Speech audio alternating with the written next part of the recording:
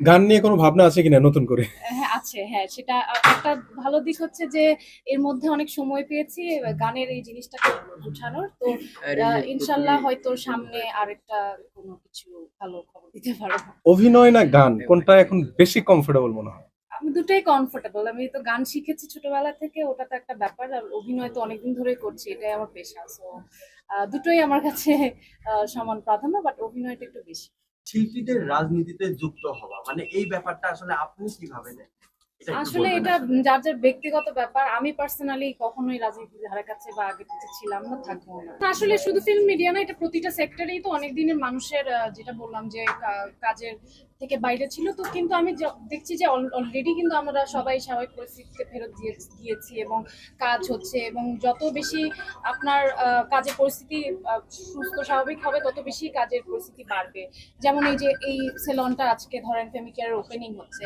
তো এখানে যখন আজকে এই সেলনটার একটু ভালো ইয়ে হবে বা আরো ধরেন ওনাদের ব্যবসায়িক লাভ হবে, তখন ওরা আরেকটা ওপেনিং করবে, তখন সেখানে আরো মানুষ সেখানে কর্মসংস্থানের সুযোগ হবে। তো জিনিসটা আসলে এভাবেই হয়। তো সেটাই আমি বলতে যাচ্ছি বারবার করে, যে স্বাভাবিকভাবে আমরা যখনই কাজ করা শুরু করব, সেগুলো একটা না একটা ভাবে ক্ষতিটা কাটিয়ে ওঠা সম্ভব।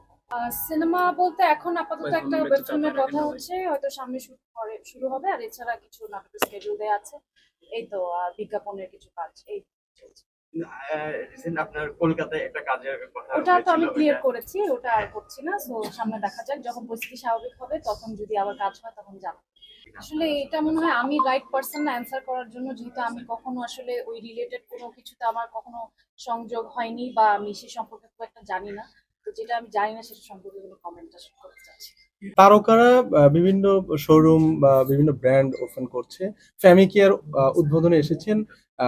অনুভূতিটা বলেইছেন। আসলে এই ধরনের উদ্বোধনে এসে আপনাদের কাছে ফিলটা কেমন হয়? যে আমি আসলে সচরাচর মানে সব অনেক ওপেনিং বা অনেক ব্র্যান্ডের সাথে সংযুক্ত থাকি না। আমার আহ, দেখতে হয় যে আমি একটা জিনিস মানুষকে রেকমেন্ড করার আগে আমি নিজে একটু দেখে যাচাই বাছাই করে তারপর আসলে বলতে চাই। তো আমি বলবো যে ফেমিকেয়ার আমি ওদের প্রোডাক্ট আমাকে প্রোভাইড করেছে, আমি ইউজ করেছি। ইনফ্যাক্ট তাদের সার্ভিসও আমি সামনে নেবো, এটাও কথা বলেছি আমি। সো আমি ইনফ্যাক্ট ওপেনিং এ আসার আগে আমি এখানে ভিজিট করে গিয়েছি, দেখে গিয়েছি। তো এটাই আর কি, মানে আমার কাছে দেখে সবকিছু মনে হয়েছে যে this has a good potential. এবং আমাদের তো আসলে অনেক বেশি বিউটি রিলেটেড অনেক ইয়ে হয়ে গিয়েছে, বাট এটা একটু মানে মেডিকেল রিলেটেড। এবং এখানে যারা পার্সোনাল আছে তারা সবাই আসলে মেডিকেল ব্যাকগ্রাউন্ডের এবং স্কিলফুল। সো আমার কাছে মনে হয়েছে যে সামনে হয়তো ওনাদের ভালো কিছু দিতে পারবে, বেশি সমৃদ্ধ হবে। কাজের যে ব্যাপারটা সেটা বর্তমান সময়ে এসে